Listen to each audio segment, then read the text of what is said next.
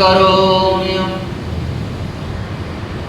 चितस्तरतिकानि चैव पंचाशतोत्तरसहस्रसंख्यामेतच्च पंचपदं नमामि अरिहन्तवासियत्तं गणहरदेवमन्त्यं समं पाणमान्यवत्तजित्तो सुदृणानमो वयं शिरसाम् इच्छामि मन्ते सुत्वक्तिगतसालोचयम् अंगोपायने पूडे परिमासुत्परिमाण योगा उपगय चोलिया चेवे सुत्ते धम्मकाय निचे कालम अजेमी पूजेमी वंदामी नमस्यामि दुख को कम को वोइलाओ सुगई गमनम समाई मरणम जन गुण संपत्ति हो वजम अथ अप्राणिकाचार्य वंदना क्रियम पूर्वाचार्य अनुक्रमेण सकल कर्म चार्तम भाव पूजा वंदना सौ समेतम श्री आचार्य भक्ति काय उत्सर्गम करोम्यहम्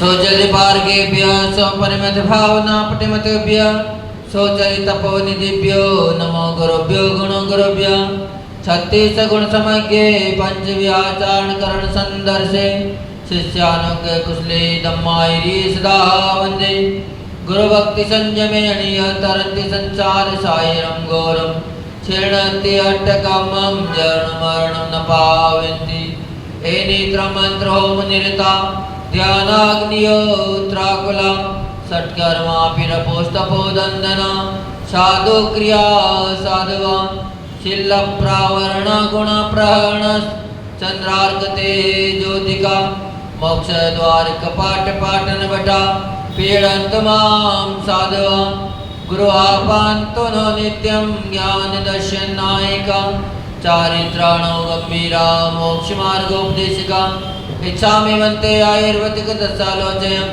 शमनानं सम्बन्धं सम्मचयजन्तानं पंचव्याचारणम् आयुर्याणम् आयारादि सदनानोपदेशीयाणम् वैच्छायाणं तीरण गुणपालनयाणं सवसावनं शयनित्यकालम् अजेमि पूजेमि वन्दामि नमस्यामि दुःखको कमको वोहिलाओ सुगई गमनं समाहि मरणं जनिगुण संपत्ति ओम अज्जम् श्री आदिसागरे आचार्य ब्रह्मचार्य विभूषितम विसर्ज मातृकम ज्योतिर्विधिनियायकम कमिम निमित्तज्ञम बुधे पूज्यम सर्वसंग विदोरितम प्रभावशालिनम धीरम वंदे त्रिगुण भक्तित वंदे श्री महावीर कीर्ति सुगरम विद्यार्थिपारप्रदम काले द्यापि तपो निविद गुण गणे पूर्णं पवित्रं स्वयं नग्नत्वा द्वाविंशति परिसर भगनोन योगिराट पायान मानक बोध कष्ट कोइरात संसार पातो निधे कल्पांत काल वचना विषया गुरुणा लोकोत्तरा निर्गुण स्तवनम प्रशंसा स्वामी नमोस्तु शिरसा मनसा वचोभि दद्यान सिमल विमल सागर सूर्यवर्या स्वाध्याय ध्यान तप त्याग मान मूर्ति सिद्धांत सार कुशलो जिन देव भक्त्या महावीर कीर्ति गुरुवर्य सुपट्ट शिष्य नित्यं नमामि श्री शन्मति सागराय तोभ्यं नमो रवि समातव तेजकाय तोभ्यं नमो सहि समुज्जल वैभवाय तोभ्यं नमो दुरित जाल विनाशनाय तोभ्यं नमो गुरु विराग शिवक्त्रताय तोभ्यं नमो परम रूप दिगंबराय तोभ्यं नमो सुजिन शासन वर्धनाय तोभ्यं नमो गुरु विराग सुनंदनाय तोभ्यं नमो गुरु विमर्शयतीश्वराय तोभ्यं नमो गुरु विमर्शयतीश्वराय तोभ्यं नमो गुरु विमर्शयतीश्वराय वच्चा कर्मणाकृत नमोदिनी आहारी विहारी निहारी च रागिन दोषित भयन भयन लज्जा प्रमादेन जागरण सपनी च ज्ञाता ज्ञात भाव अतिक्रम अतिचारण आचार इत्यादि दोषालग्ना तांचमिका प्रायश्चित्तानि च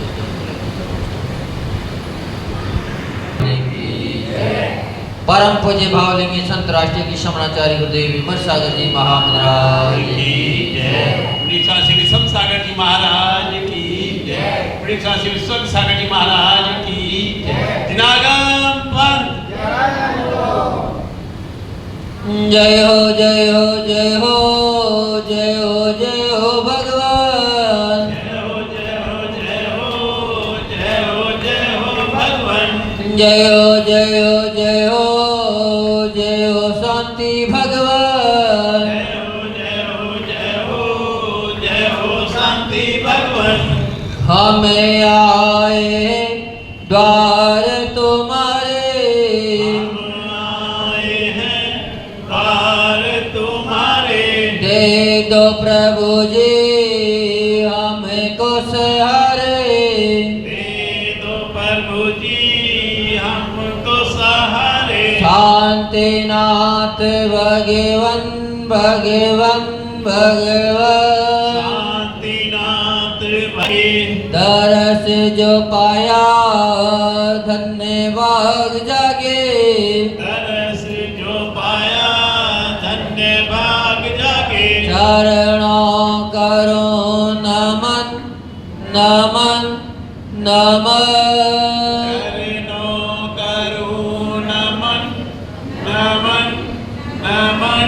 जय हो जय हो जय हो जय हो जय हो भगवान। जय हो जय हो जय हो जय हो जय हो भगवान। सर्वज्ञ स्वामी शरण में आया। सर्वज्ञ स्वामी शरण में आया। कहीं न मिला जो सुख पाया। कहीं न मिला जो वह सुख पाया। हर्षित हुए नयन नयन नयन। हर्षित हुए नयन नयन नयन। जय हो जय हो जय हो जय हो जय हो भगवान। जय हो जय हो जय हो जय हो जय हो भगवान। हित उपदेशी आप कहते। हित उपदेशी आप। जय हो जय हो जय हो भगवान। जय हो जय हो जय हो जय हो जय हो भगवान। आर जी के बाबा कहते। आहर जी के बाबा कहते। यक्ष यक्षिणी भी सिर को नवाते। यक्ष यक्षिणी भी सिर को नवाते। झुकते मुनिगण मुनिगण मुनिगण। झुकते हैं मुनिगण मुनिगण मुनिगण। जय हो जय हो जय हो जय हो जय हो भगवान। जय हो जय हो जय हो जय हो जय हो भगवान। दुखिया हो कोई द्वार पे आए। दुखिया हो कोई द्वार पे आए। हंसता हो आए द्वार से जाए। हंसता हुआ ही द्वार से जाए। श्रद्धा हो पावन पावन पावन। कहता हो पावन पावन पावन। जय हो जय हो जय हो जय हो जय हो भगवान। जय हो जय हो जय हो जय हो जय हो भगवान। जय हो जय हो जय हो जय हो आदि भगवान। जय हो जय हो जय हो जय हो आदि भगवान। जय हो देवादेव भगवान श्री शांतिनाथ भगवान की जय। श्री विषम सागर जी महाराज की जय। श्री विश्व सागर जी महाराज की जय। अपन प्रतिदिन 16 कारण भावनाओं की माध्यम से अपन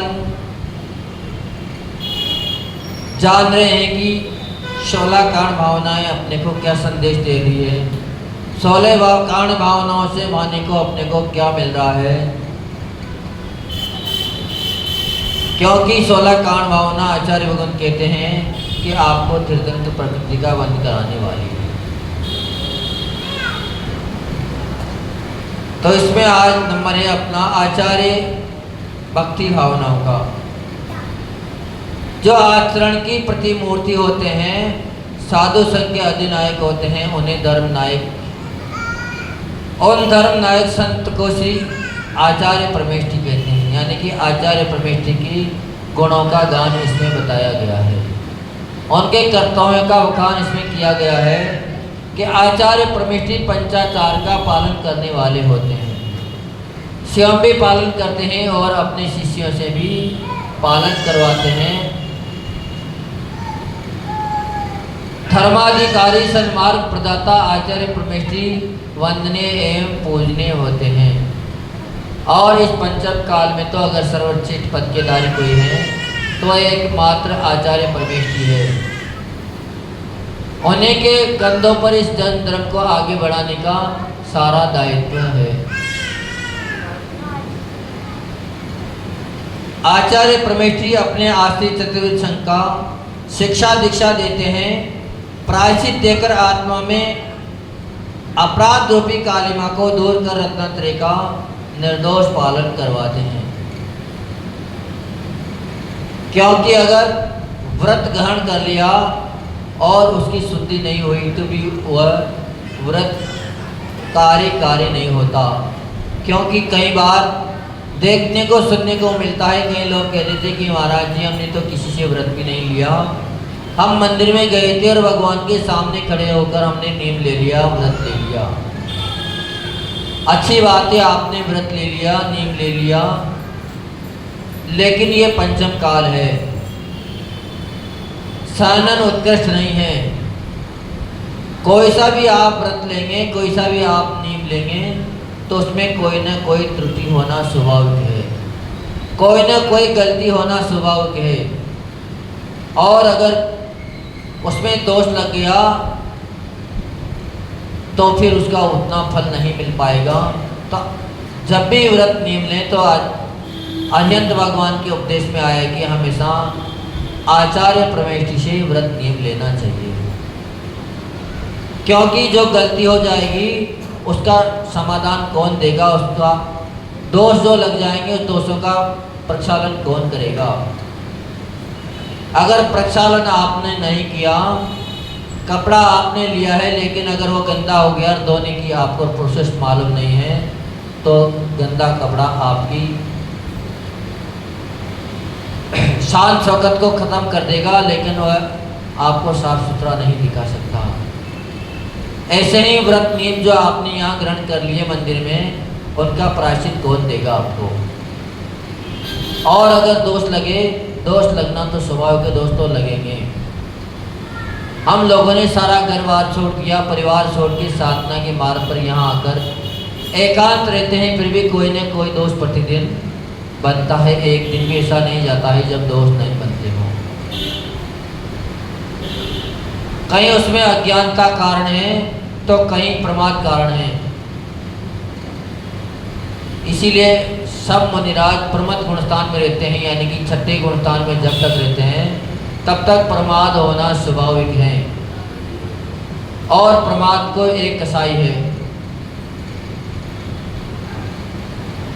परमार्थ के योग से हिंसा हुआ करती है। परमात्मा में है, यानी कि आपसे कुछ न कुछ गलती तो निश्चित होगी। उस गलती का अगर निराकरण करने वाले हैं तो आचार्य परमेष्ठी, इसलिए जब भी नियम व्रत ले तो अपने को आचार्य परमेष्ठी से ही नियम व्रत लेना चाहिए ताकि उसके प्रायश्चित लेके शुद्धि कर सके।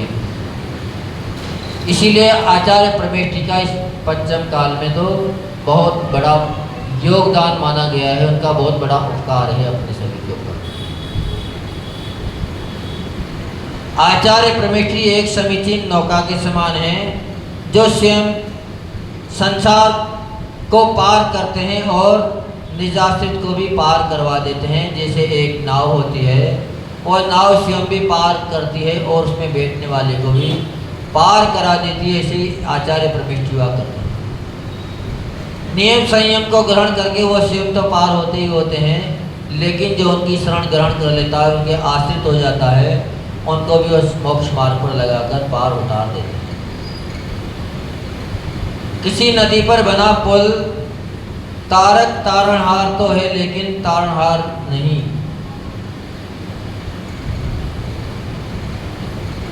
किंतु श्री आचार्य परमेष्ठी तारणहार भी है और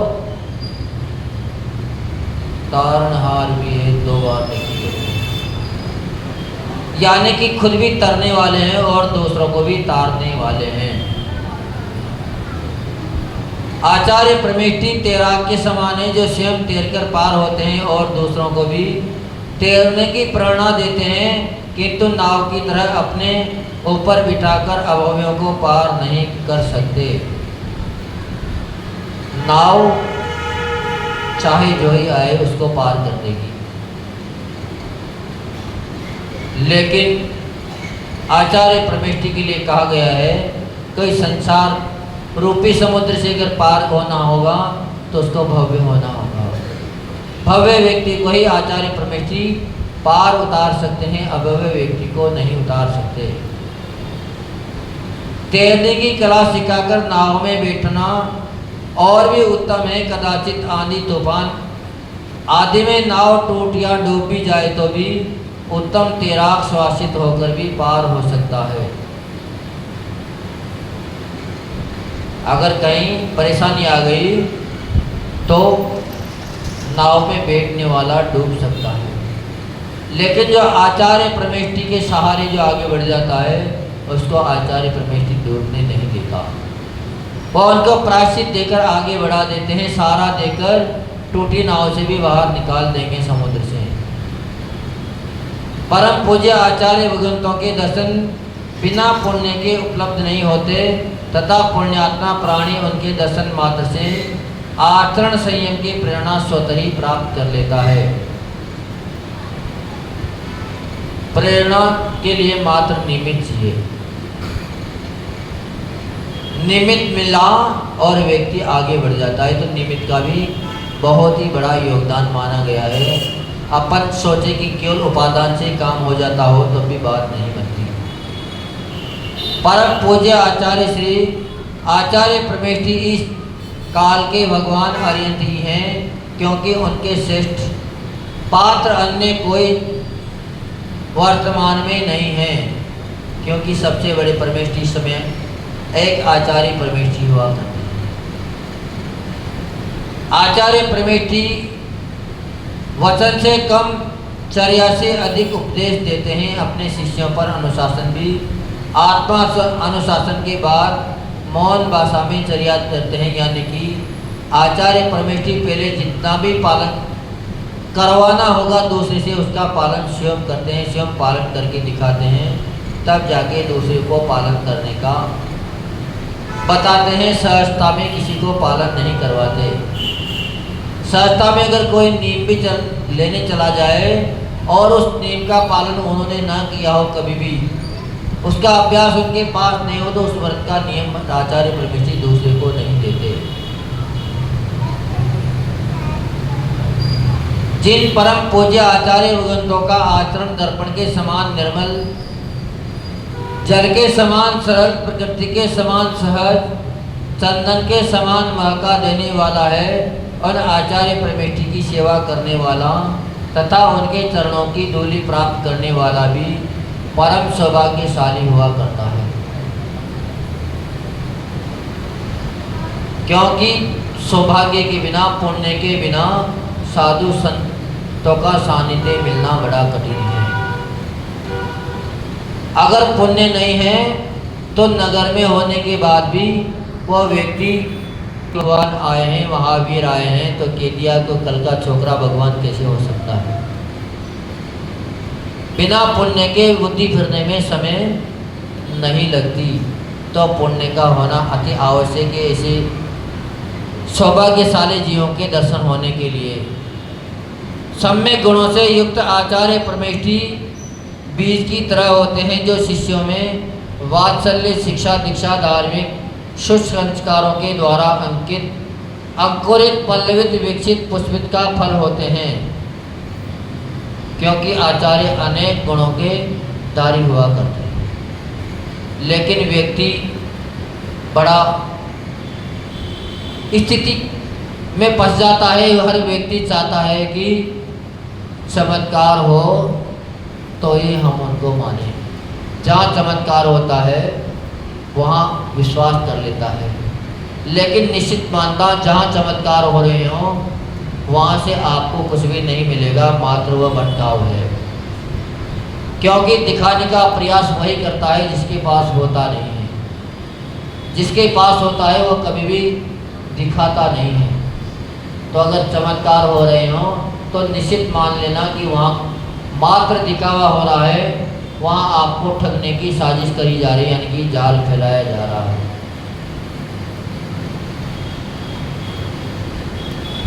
आचार्य पद को जो मुनिराज स्वीकार कर लेते हैं उन समग्र जिम्मेदारियों का ईमानदारी के साथ पालन स्पर्शित हो जाए लोहा तो निश्चित ही वो सोना बन जाता है। ऐसा सुना है, देखा तो नहीं हमने, मात्र सुनाई पर यहाँ पर दृष्टांत दिया गया है कि आचार्य परमेष्ठी पारसमणि से भी बढ़कर हैं।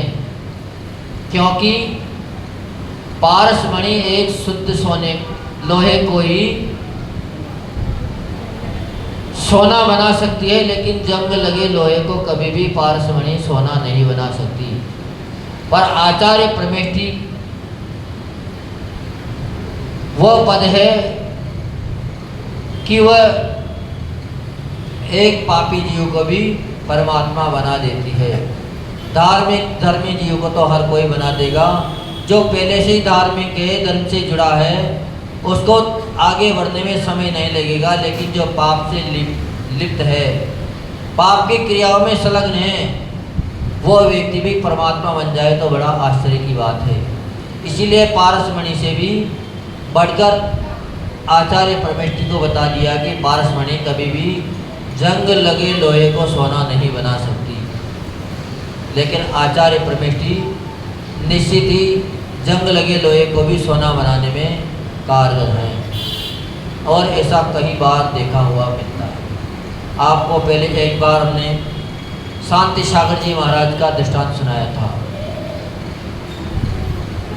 कि वह जहाँ पर चतुर्मास करते थे, उनके बगल वाले पड़ोसी राज्य गांव वालों ने कह दिया था कि हमारे गांव में आचार्य परमेष्ठी आप मत आइए। क्यों? कौन चाहेगा कि अपने नगर में साधु ना आए। पर उस नगर में एक व्यक्ति बहुत ही उदंडी था, वो भी समाज का ही। वो साधुओं को देखकर बड़ा चिढ़ता था, उनको देखते ही मारपीट करने के लिए तैयार हो जाता था, पत्थर फेंक के मारता था। तो सभी डरे हुए थे। पर कहते हैं कि भगवान के समोषण का बड़ा प्रभाव हुआ करता है। समोषण में अगर कोई जनजात बेरी भी पहुंच जाए तो उसका भी भेदभाव खत्म हो जाता है। और शांति सागर जी महाराज ने भी यही किया। जैसे ही चतुर्मास खत्म हुआ, उसी नगर की तरफ बिहार कर दिया। और जैसे बिहार किया तो जो बात जिस बात का डर था वही सामने घटित हो गई। गांव वाले बड़े आश्चर्य में पड़ गए कि आज तो अनहोनी होनी है। जब जाके देखा तो सबसे आगे वही व्यक्ति था, क्योंकि ऐसे कारनामों में वो व्यक्ति आगे रहते हैं। पर जैसे ही आचार्य भगवत के सानिध्य में व्यक्ति पहुंचा और बड़ा बिल्कुल शांत स्वभाव का हो। और आचार्य परमेष्ठी ने भी जाते उसको कमंडल और पकड़ा दिया। जैसे ही कमंडल उसके हाथ में आया था, फिर तो गांव वाले घबराए गए। कब तो निश्चित ही अनहोनी होनी है कि अभी एक कमंडल को फेंकेगा और कमंडल के टुकड़े टुकड़े हो जाएंगे। पर आचार्य परमेष्ठी का प्रभाव इतना पड़ा उस व्यक्ति के कि जब वहाँ से गए तो वो व्यक्ति उन्हीं के साथ चला गया और कुछ देर बाद में उसने दीक्षा ही ले ली। इसीलिए कहा गया है कि आचार्य परमेष्ठी तो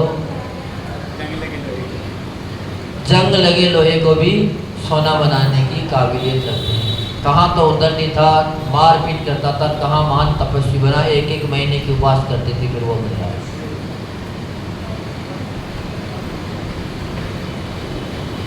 इसीलिए आचार्य परमेष्ठी को के आश्रित जनों को अपने सम्मान या अपने से भी श्रेष्ठ बनाने का पुरुषार्थ करते हैं। आचार्य परमेष्ठी अपने शिष्यों को भगवान बनाने वाले होते हैं। इसीलिए वे आचार्य परमेष्ठी भगवान से पहले वंदनीय कहा गए हैं, क्योंकि भगवान को बाद में वंदनीय करने को कहा है, पहले गुरु को वंदनीय करने को कहा है। अंजन चौर भी जब विद्या सिद्ध करके अग्रिम चैतान्यों में पहुंचा था तो भगवान को नमस्कार नहीं किया था उन्होंने। वहाँ पर मुनिराज थे तो उनको भी नमस्कार नहीं किया था। जो जिनेंद्र शेठ थे सबसे पहले उनके चरण पकड़े थे, उनको नमस्कार किया, जबकि वो तो एक रस था। क्यों? क्योंकि वही उनके गुरु थे, उनके माध्यम से वो इस विद्या में पारंगत हुए थे। उनको आकाशगामिनी विद्या जिनेंद्र भक्त सेठ के माध्यम से प्राप्त हुई थी। तो इसीलिए गुरु ही सबसे पूज्य माने जाते हैं। भगवान से भी बढ़कर अगर कोई है तो वो गुरु है, क्योंकि भगवान का परिचय कराने वाले, भगवान से मिलन कराने वाले एक गुरु ही हुआ करते हैं। गुरु के अलावा भगवान से मिलन कोई भी नहीं करवा सकता। परम पूज्य आचार्य परमेष्ठी माता पिता के समान वात्सल्य प्रदाता हुआ करते हैं। कुंभकार के समान दोष परिहारक होते हैं। बाहर से दिखने वाले को दिखता है कि गुरु डांट रहे हैं, फटकार रहे हैं, लेकिन उसकी डांट में भी बहुत ही वात्सल्य हुआ करता है। डांटते हुए भी उनकी भावना रहती है उनके दोषों को निकालने की, सन्मार्ग में लगाने की, उसको प्रताड़ित करने की, शिष्य को प्रताड़ित करने की कभी भी आचार्य परमेष्ठी के अंदर भावना नहीं रहती है। अतः ऐसे पूज्य आचार्य भगवंतों को मेरे अंतस में अनंत ज्ञान प्रमाण निवेदित है, क्योंकि आचार्य परमेष्ठी संसार के उद्धारक है। आचार्य परमेष्ठी को एक समाज का दीपक कहा गया है। जिस प्रकार एक दीपक रास्ता दिखा देता है, गंतव्य को पार करा देता है, ऐसे ही आचार्य परमेष्ठी समाज के उद्धारक हुआ। यथार्थ मार्ग के परिपालक, प्रवर्तक, उद्घोषक आचार्य भगवंतों के आचरण की चादर सदैव दोल होती है, तभी तो शिष्यगण उनके चरणों में अपने दोषों को निवेदन करते हैं। क्योंकि आचार्य परमेष्ठी के अंदर एक महान गुण हुआ करता है, अपन उस गुण को पचा भी नहीं पाएंगे। अगर आपको कहीं ना कहीं से उठती हुई कोई बात मिल जाए, चाहे वो बात सत्य हो, चाहे वो बात अच्छी हो, फिर भी आप उस बात को 10 जगह फैला दोगे, तुरंत ही इस बात का प्रचार कर दोगे।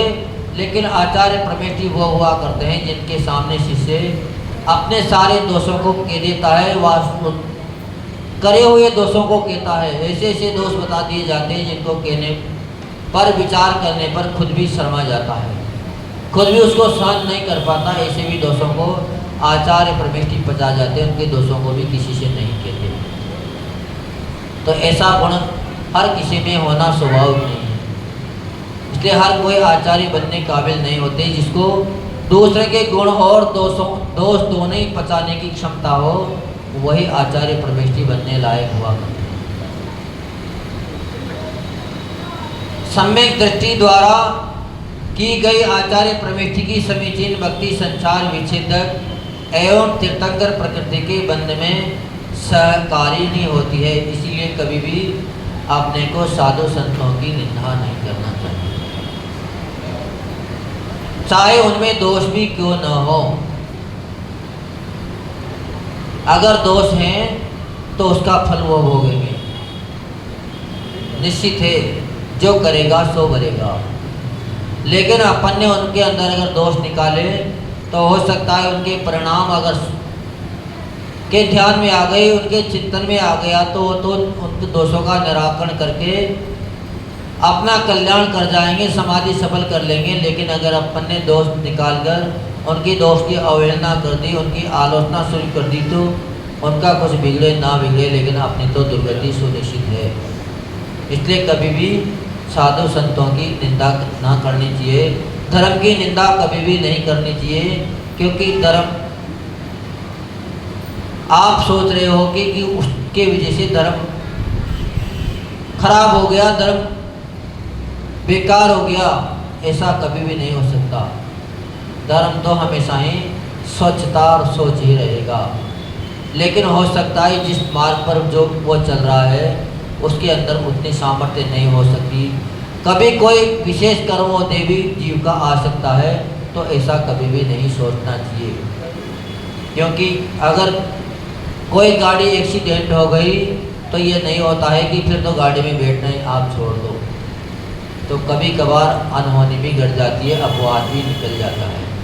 तो इस उपवाद का निराकरण करें, लेकिन उस अपवाद को देखकर कभी भी मार्ग से च्युत ना हो, मार्ग से दूर ना हो, क्योंकि भगवान के द्वारा बताया हुआ मार्ग निश्चित ही आपको मंजिल तक पहुंचाने वाला है। ऐसा आचार्य परमेष्ठी की वंदना में अनेकों गुण बताए गए हैं। ऐसे बहुत सारे गुण आचार्य परमेष्ठी में हुआ करते हैं।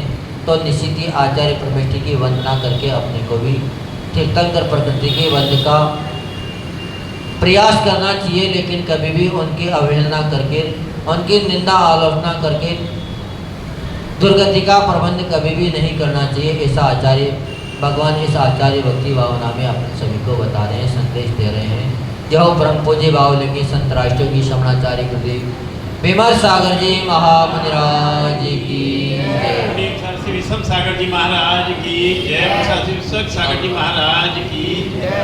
गुरु जी एक भजन आप सुना, तो सभी की इच्छा है कि एक भजन आप ही एक सुना दिया करो, और अगर इन्हें किसी को बोलना तो सुबह को जब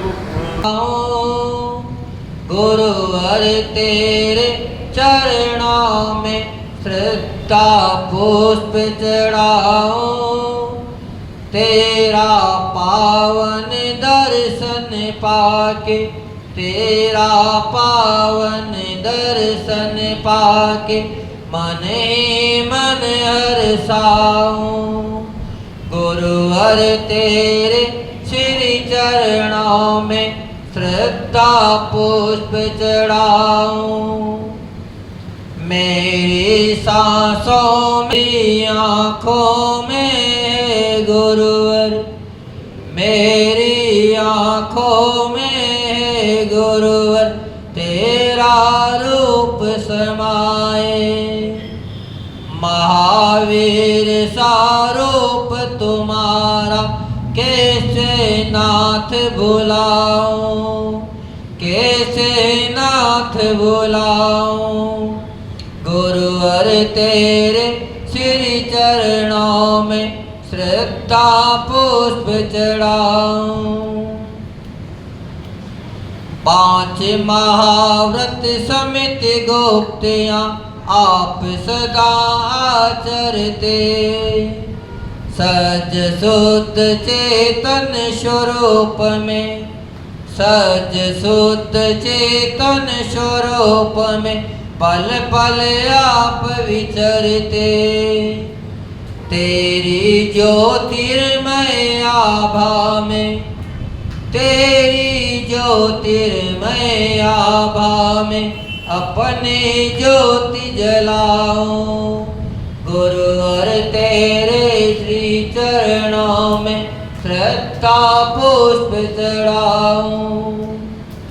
अरिहंतों की वाणी गुरुवर, अरिहंतों की वाणी गुरुवर श्रीमुख से जब खिरती है।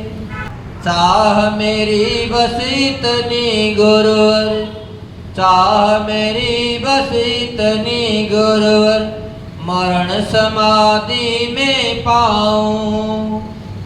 गुरुवर तेरे श्री चरणों में श्रद्धा पुष्प चढ़ाऊं। तेरा पावन दर्शन पाके मन ही मन हर्षाऊं। गुरुवर तेरे श्री चरणों में श्रद्धा पुष्प चढ़ाऊं। जो परम पूज्य भावलिंगी संत राष्ट्रयोगी शमणा भगवान की बाजे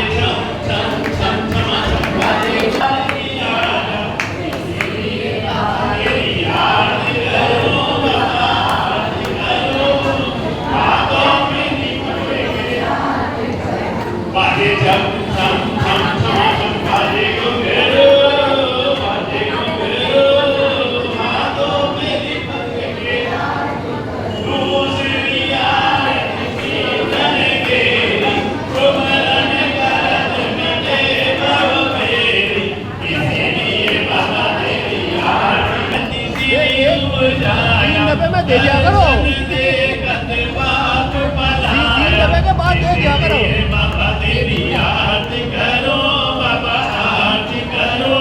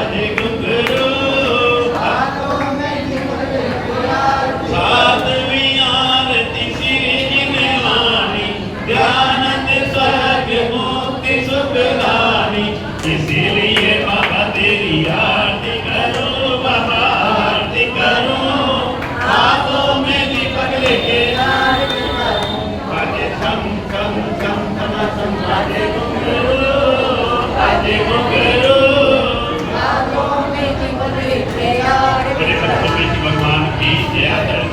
सागर जी महाराज की। रत्नों का दीपक लाया, कामों का दीपक लाया, कंचन की थाली गुरुवर आरतियो गुरुवर हम सब उतारे तेरी, ओ गुरुवर हम सब उतारे तेरी।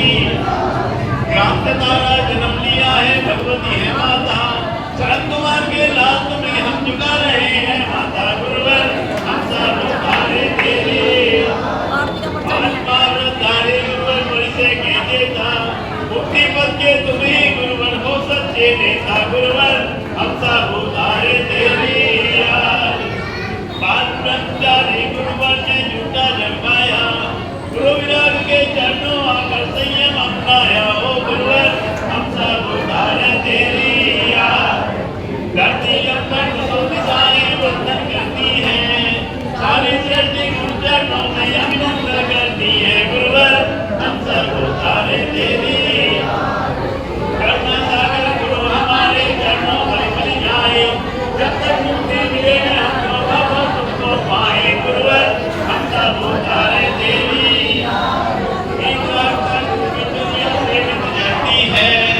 चरणों में न तो के साधना अभिनंदन करती है गुरुवर। छोटे बाबा सिद्ध चित्र आहार के आप कहाते, जो भी श्रद्धा से आता है सबके कष्ट मिटाते गुरुवर हम सब उतारे तेरी। अतिशयकारी बाबा है ये जो भी चरणों आते, अपने मन की सभी मुरादें वो पूरी कर जाते गुरुवर। शांतिनाथ गुरु के रघुनंदन सुरन सब गुण गाते, यज्ञ यज्ञ संग देव गण पूजा नित्य जाते गुरुवर। रत्नों का दीपक लाया, भावों का घी भर